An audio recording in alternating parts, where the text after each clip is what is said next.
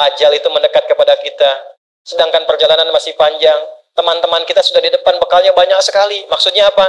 Teman-teman kita sudah ada yang hafal Quran, sholatnya nggak putus, malamnya banyak tahajud, puasanya nggak putus, sunnahnya dikerjakan. Kita ini, ya Allah, mau bangun tidur aja susah ya Allah, mau tahajud aja susah. Sementara ajal datang semakin dekat. Ngajak taubat dulu sudah diingatkan. Tapi dasar karena nggak pengen taubat juga, maka munculnya ancaman. Jangan sampai berdiri di depan kuburnya, katanya. Jangan disolatkan. Biarin aja sama teman-temannya.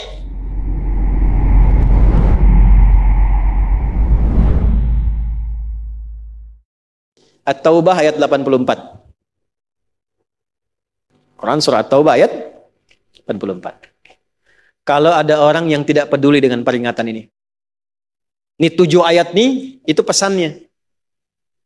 Ini bukan ilmu ta'ati ya, untuk mengingatkan saja. Kadang kita sulit sih, tapi kalau antum ngambil jurusan yang sama, itu insya Allah mendapatkan kenikmatannya. Contoh begini misalnya. Kenapa ada ayat di Quran itu jumlah bilangannya sama? Serupa dengan lawannya. Malaikat disebutkan 88 kali. Setan disebutkan 88 kali. Nah, lawan tugas malaikat itu setan. Malaikat membisikkan kebaikan, setan memprovokasi keburukan. Jumlahnya sama. Karena setiap hari pun kita nggak akan bebas dari 2 bisikan itu, baik atau buruk. Nah ini, kenapa ayat pengingat alam kubur dan kehidupan dunia 7 kali? Salah satu pesannya adalah karena kita 7 hari beraktivitas selama hidup di bumi itu. Maka diingatkan setiap hari. Maka setiap hari itu mesti ingat kematian. Sebelum tidur istighfar, siap nggak bekalnya, lihat temannya, selamat nggak keluarganya. Ya, maaf, izin, maaf sekali. Saya berulang kali minta maaf nih. Ya, berulang kali. Ada seorang suami, saleh, istrinya salehah luar biasa. Satu kali suaminya karena kelelahan, bangunnya agak terlambat. Alhamdulillah. Biasanya jam 3, ini setengah 4 bisa. Itu istrinya bangunkan sambil bersenandung. Pak, sayang, cepat bangun, Pak. Perjalanan kita masih panjang. Sedangkan ajal semakin mendekat. Sedangkan para musafir sudah punya banyak bekal di depan kita. Kita mesti nyusul mereka. Bangun, Pak. Itu Masya Allah kalau pakai bahasa Arab indah sekali. Pak, ajal itu mendekat kepada kita. Sedangkan perjalanan masih panjang. Teman-teman kita sudah di depan, bekalnya banyak sekali. Maksudnya apa? Teman-teman kita sudah ada yang hafal Quran, sholatnya nggak putus, malamnya banyak tahajud, puasanya nggak putus, sunnahnya dikerjakan. Kita ini, ya Allah, mau bangun tidur aja susah ya Allah, mau tahajud aja susah. Sementara ajal datang semakin dekat. Pak, bangun, Pak. Bangun, Pak. Takutnya kita meninggal malam ini. Kita nggak bisa menyusul teman-teman kita yang sudah di depan. Itu istri bangunkan suaminya. Ada lagi yang suami mau kerja dibisikin istrinya. Pak, jangan sampai cari yang haram ya. Papa nggak bawa apa-apa pun ke rumah di hari ini. Kami keluarga akan sabar. Mama akan tenangkan pada keluarga supaya sabar. Tapi Pak, kami nggak akan kuat merasakan sedetik pun di neraka jika Papa bawa yang haram ke rumah. Masya Allah. Nah ini disebutkan pengingat itu 7 kali. Di 7 ayat berbeda untuk mengingatkan setiap hari ingat wafat. Setiap hari ingat pulang. Setiap hari kita akan mengalami suasana di alam kubur. Jangan sampai meninggalkan dunia dalam keadaan yang terancam. Kalau masih nggak sadar juga dengan pengingat ini, muncul ayat ke-8. Muncul ayat ke-8. Di At-Taubah, ayat 84. Tempatnya pun At-Taubah. Ngajak taubat dulu sebelum diingatkan. Tapi dasar karena nggak pengen taubat juga, maka munculnya ancaman. Kalau ada yang masih nggak peduli, bahkan ada orang Islam yang masih bertahan dengan keburukannya, menampakkan ke orang lain dengan sifat nifaknya, maka turun ayatnya. Wala tusalli ala ahadim minhum mata abada. Wala taqum ala qabri. Allahu akbar. Innahum kafaru billahi wa rasuli wa matu wa hum fasiqun.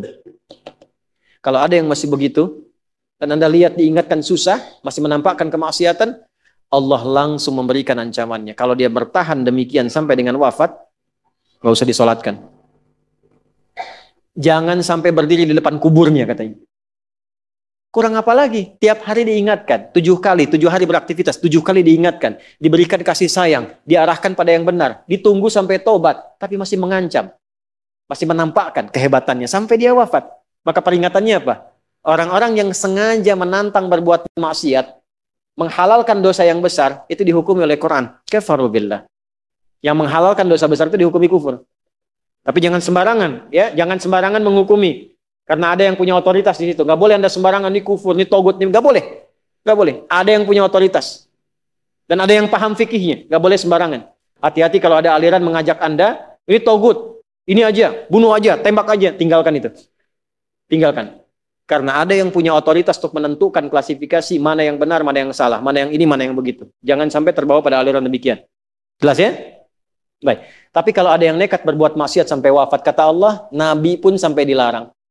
Jadi ini ayat turun tentang Abdullah bin Ubay bin Salul, yang hidupnya mengaku muslim, tapi banyak sekali menyakiti Nabi. Banyak berbuat maksiat, bahkan merencanakan pembunuhan kepada Nabi. Ditampakkan oleh Allah, begitu Nabi ingin menampakkan sisi kemanusiaan dengan menyolatkannya, turunlah ayat ini. Jangan disolatkan Muhammad. Jangan disolatkan. Biarnya sama teman-temannya. Jadi biasanya orang munafik ketemu munafik lagi. Ketemu munafik lagi. Hati-hati. Jangan sampai yang menyolatkan itu sama munafik, sama perbuat maksiat. Orang Islam dilarang yang beriman yang baik, bahkan wala takum ala qabri. Ke kuburnya pun jangan diantar. Jangan berdiri di depannya. Jangan sampai terancam demikian. Karena itu kalaupun ada yang nampak ciri-cirinya, kita doakan supaya kembali ke jalan yang benar.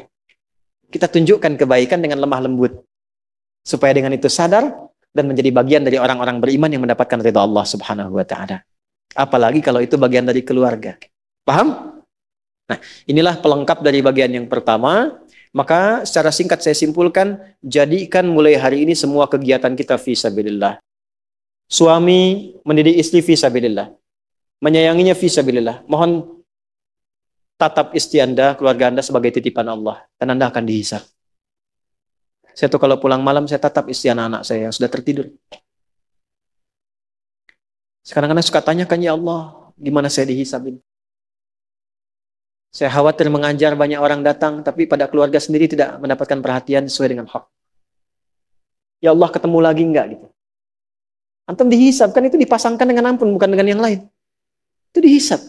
Maka perlakukan pasangan sebagai amanah Allah. Lakukan. Demikian juga istri kepada suami, anak-anak.